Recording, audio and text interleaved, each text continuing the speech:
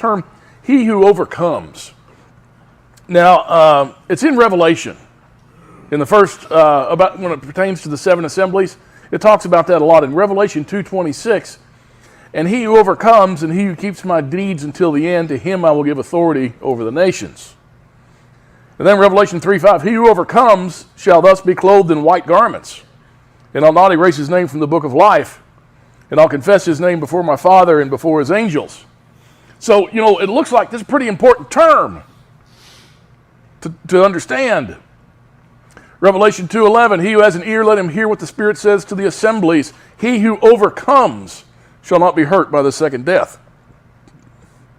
Revelation 2:17, he who has an ear, let him hear what the Spirit says to the assemblies. Excuse me, to him who overcomes, to him I will give some of the hidden manna, and I'll give him a white stone, and a new name written on the stone, which no one knows but he who receives it. So what does it mean to he who overcomes? This is a phrase, it's used in each of the letters to each of the 7 churches or assemblies. I said churches.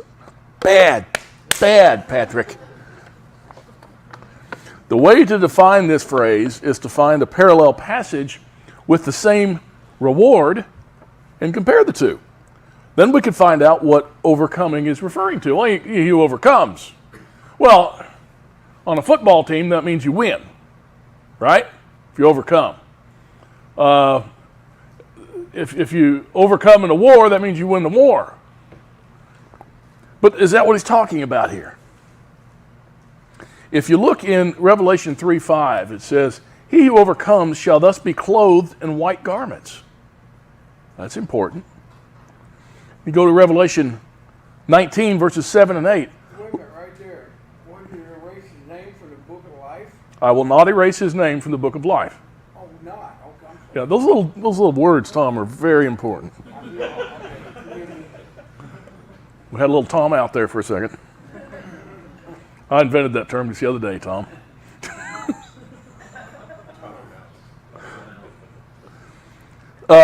Revelation 19, verses 7 and 8, let us rejoice and be glad and give glory to him, for the marriage of the Lamb has come, and his bride has made herself ready, and it was given to her to clothe herself in fine linen, bright and clean, for the fine linen is the righteous acts of the saints.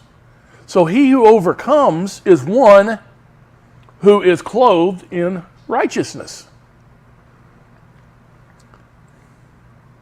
In Revelation 2:7, it says, to him who overcomes, I'll give to eat from the tree of life.